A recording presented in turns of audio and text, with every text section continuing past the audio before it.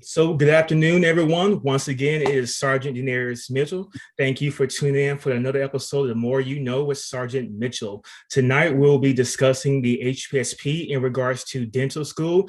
And joining me is Lieutenant Pasek. How are you doing, ma'am? Good. How are you? I am doing amazing. Like I said before, it is Thursday. It's almost a weekend. I am excited. So thank you for taking time out of your day to join me on my podcast to answer any questions that people have about the scholarship to make people more comfortable about potentially contacting the Air Force recruiter and starting the process in a couple of months. So always my first question, ma'am, is always what made you decide that you wanted to wake up and be a dentist and look in people's mouth every single day? Why did that become your passion? I kind of was always interested in the sciences and the human body and how everything like that works. Okay. And I did a lot of shadowing through the years, nurses, doctors, PAs, and nothing really clicked until I shadowed a dentist. Okay. They kind of have an interesting intersection of healthcare and kind of artistry, like making someone smile beautiful and helping them feel confident again. So that was really interesting to me. So that's how I got into dentistry. Okay, so speaking of that, what made you, realize like, hey, maybe being a dentist in the Air Force is more beneficial for me than going directly into the civilian sector? Yeah, so with the scholarship, obviously there's the huge draw of the financial aspect. I felt that having the relief of not having to deal with hundreds and hundreds of thousands of dollars of student debt would just be a big stress relief for me and allow me to live, have more flexibility to live the kind of life I want to live outside of dental school without having to worry about, thousands of dollars of student loan payments every month. In addition to that, in the military, we have the ability to treat patients the way we want them to be treated, as in we don't have to worry about dealing with insurances and can this patient afford the treatment, like the best treatment for them. So for my first several years outside of dental school, I'll be able to just focus on honing my skills in dentistry and providing the best care possible without having to deal with like the business side of things, if that makes sense. No, ma'am, that makes perfect sense. And actually, I'm happy that you touched on the whole providing the best care for your patients but besides the whole financial aspect, people don't tend to realize that in the civilian sector, you might want to run this test or perform this procedure, but if your patient can't afford it and their insurance is crappy, you can't do it. So in the Air Force, no matter if you're a physician, nurse, or a dentist, like you stated, you can provide the best care possible. If they need this test, you run it. They need that procedure, they're good to go because everyone in the Air Force is 100%, medically covered. And the good thing too, in my opinion, so please correct me if I am wrong, is everyone in the Air Force has to be physically fit. We have to stay healthy. So if you recommend some type of procedure or at-home care, they have to follow through because they have to stay fit for duty. So you don't have to worry about, I want you to do this, and they come back to the next appointment. Did this happen? Nope, I didn't feel like it. Because if they do that in the Air Force, they run the risk of, getting kicked out, getting discharged. So I'm glad you did touch on that. Now, when did you hear about the Health Professional Scholarship? So I first heard about the Health Profession Scholarship actually at one of my dental school interviews. We kind of sat down with the financial department and they talked finances and loans and tuition. And they also mentioned a couple opportunities available to students to kind of help cover the cost of dental school. And so I started looking into it a little bit. And unfortunately, by the time I was in my interviews, the cycle had kind of already passed for applying. But I was able to apply pretty soon after I got accepted and then kind of got that ball rolling. So with that, man, when you heard about the scholarship, you have the same opportunities in the Army and the Navy. Why did you choose the Air Force of those two branches? Um, so I don't have a great reason other than I thought the Air Force sounded cooler. I did do a little bit of research, and from what I found, it seemed like the Air Force has um, perhaps some nicer facilities and a little bit more funding. And yeah, I just thought Air Force sounded really cool. So No, well, thank you for being completely honest. I agree with you. But like you said, I always tell people the Air Force is known for having the best facilities, clinics, fitness centers, base housing, commissaries, base exchanges. We're known for spending money, making sure that all our facilities are upgraded.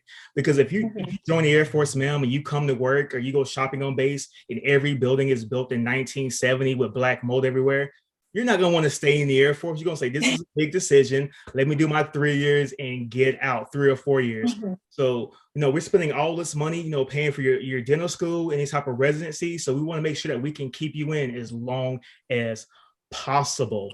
So Mhm. thank you for speaking about that. Even though I love how you say it was just cool. I'm like, awesome. It's just cool. Aircraft, just cool. Air Force, how can you beat that? So, ma'am, with that being said, how was the application process for, when did you start? So I started February of 2016, which was 2 months after I was accepted into dental school. Okay. And that process took several months. Like I said, I started applying in February. I think I went to MEPS sometime in late spring. I interviewed in early July, and I didn't actually find out that I got the scholarship until that December. So it was a long process, but it was worth it for sure. So if you remember, man, when you started the process, did your recruiter he or she inform you how many spots they had available for that year? He did not tell me. No, I don't know if he had that information, or if he did, he didn't inform me of it. No. Okay, so let me ask you this then. How did you, in your opinion, how do you think you made yourself stand out to get selected for the scholarship? That's a good question. I think, academics are obviously really important. If the Air Force is going to invest all this money in paying for your education, they want to make sure that you're going to be able to make it through the program. But I also think there was like a supplemental questionnaire included in the application where it was kind of free response, and you answered questions, everything about why you wanted to be a dentist, why you wanted to join the military, whether your family was supportive, if you'd be willing to deploy, things like that. So I think giving those answers, it gives a better picture of who you are as a person, and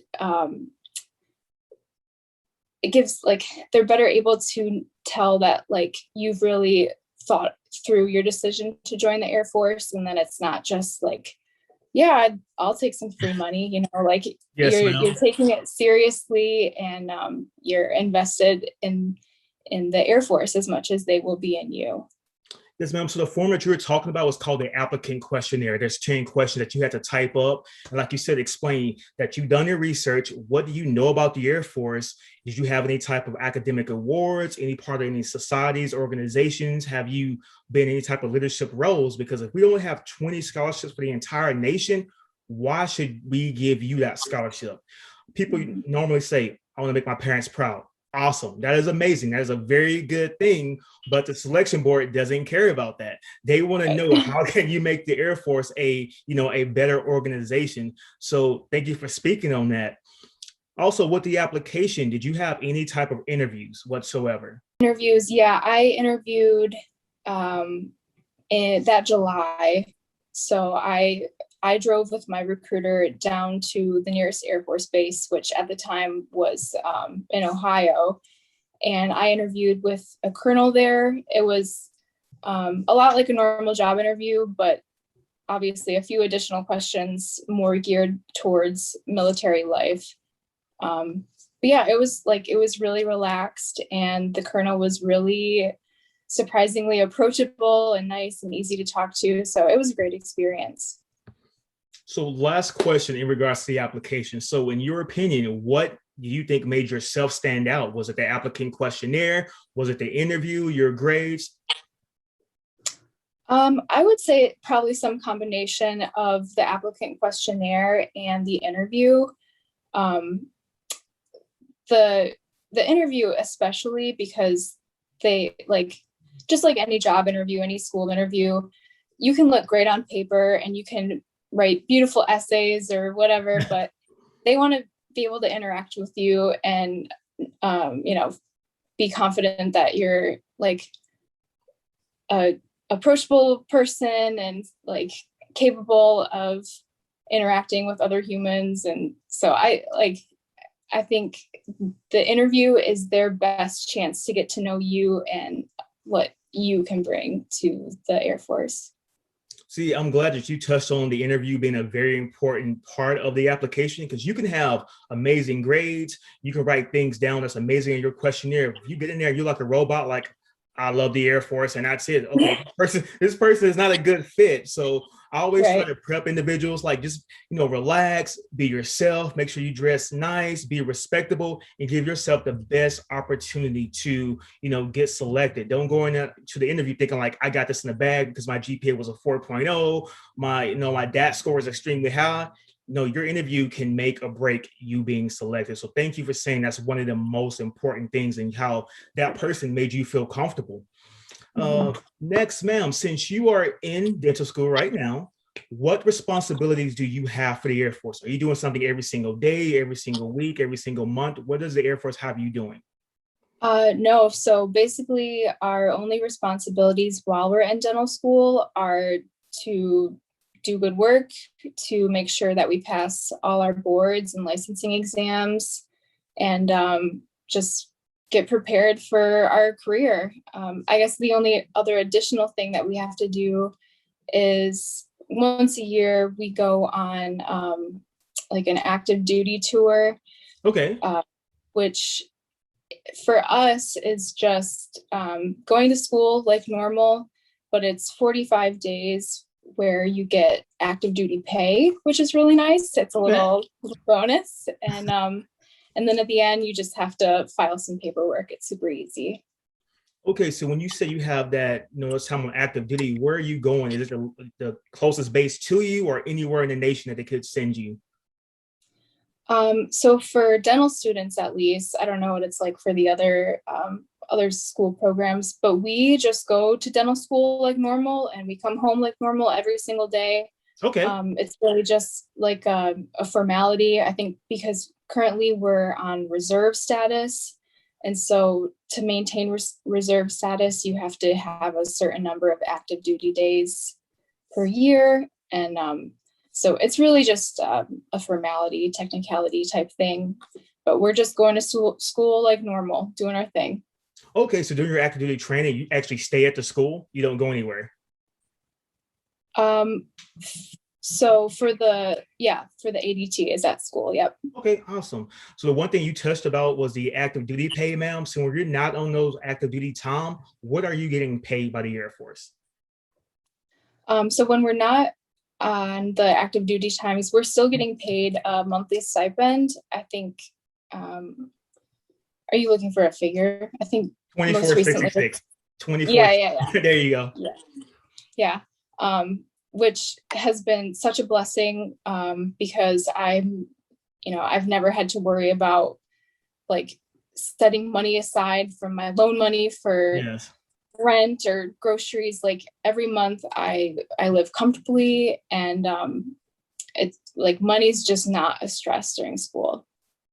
Awesome. And once again, I want to add on to with that, ma'am, that monthly stipend, that is your money. So if you want to save it and be responsible, you want to go on vacations, partying, or whatever, that is your money to do whatever. That is the Air Force, once again, helping you to ease that stress about not worrying about trying to go get done with dental school, have to go work a second job. No, the Air Force is paying for your school, and we are giving you a monthly stipend.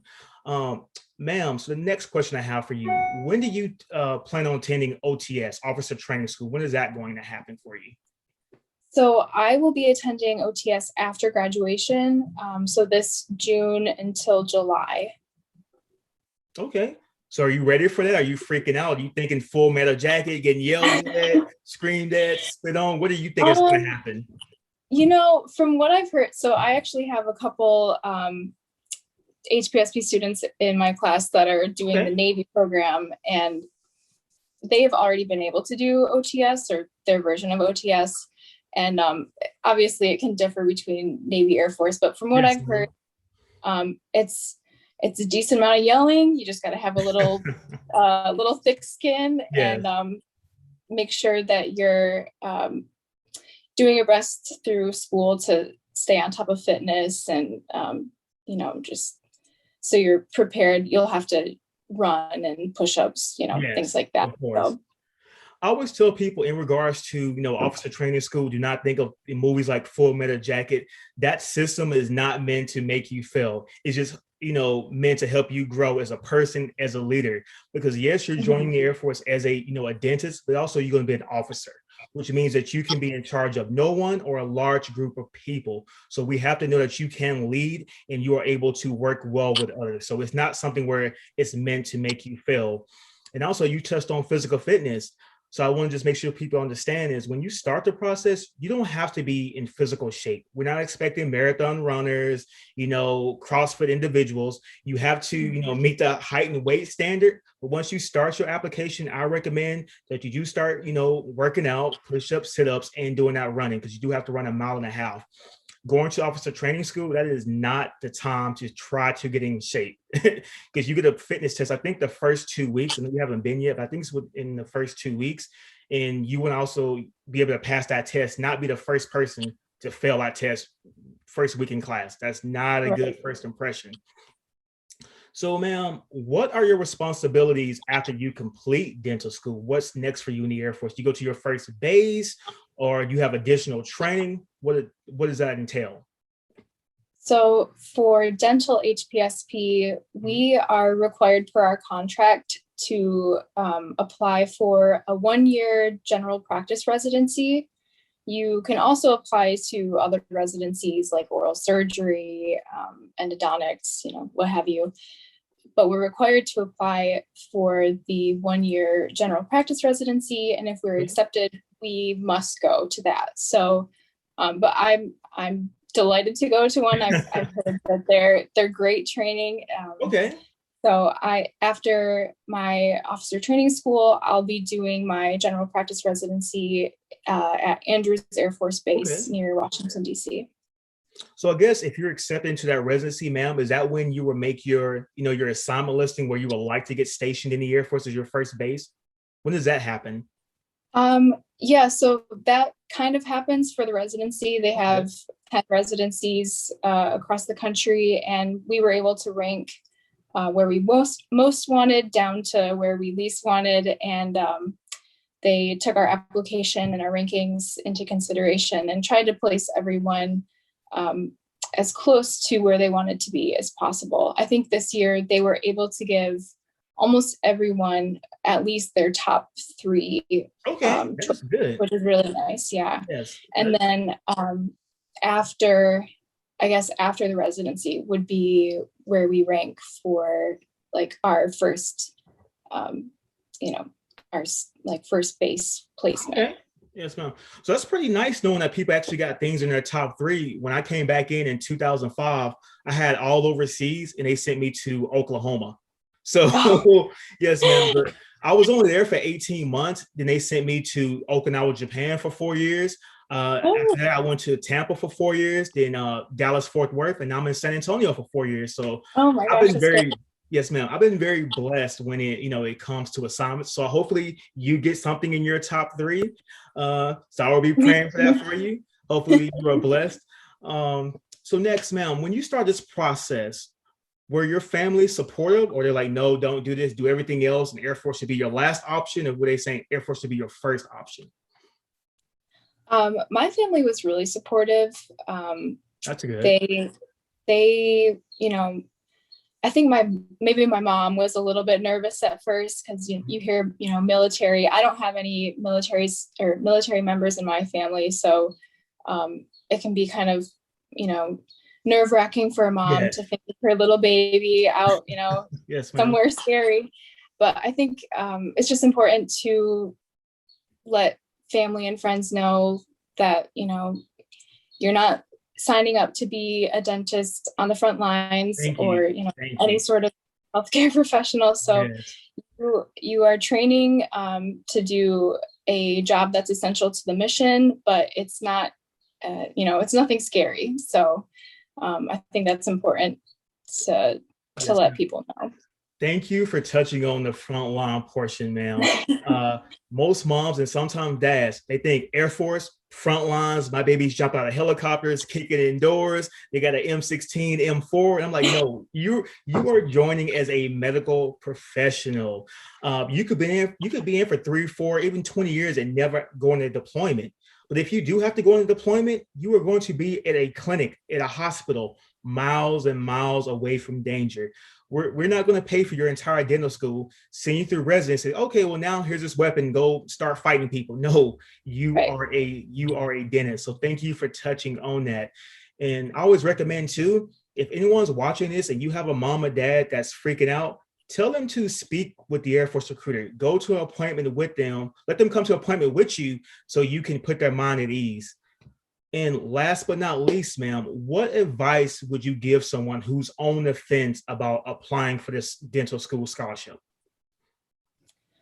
I would say, just take time to really think about it, and, think about what your professional goals are and whether the Air Force can help you get there. You might join the Air Force and do a full 20-year career and you might love it, or you might not. And it's just a stepping stone to get you where you want to be. So I think it can be really daunting to sign a contract and, think, is this going to be my forever career? And it doesn't have to be. Like, Yes. It could be, but it doesn't have to be. So I think just, if it can get you closer to where you want to be, that's a good thing. Yes, and like you stated too, ma'am, you sign that contract, a 3 or 4 year contract, people tend to freak out. And I tell people it's 3 or 4 years, it's the same time as college, working on your undergrad. And if you don't like the Air Force after that, thank you. You guys pay for my dental school. Now we'll get out to the civilian sector, start making money, and I have no dental school debt. That is the most important thing. But you should only apply for this scholarship if you want to be able to provide the best care for your patient and you want to serve your country. Do not do it only for the financial, benefit. It has to be other things that factor into your decision. But ma'am, I truly appreciate you taking time, right out of school and speak with me. Hopefully you guys find this beneficial. And ma'am, I'm hoping that you get something in your top 3 in assignment. Awesome. Thank you for having me. Oh, no, thank you for joining me, ma'am. Once again, enjoy the rest of your evening. And that is it.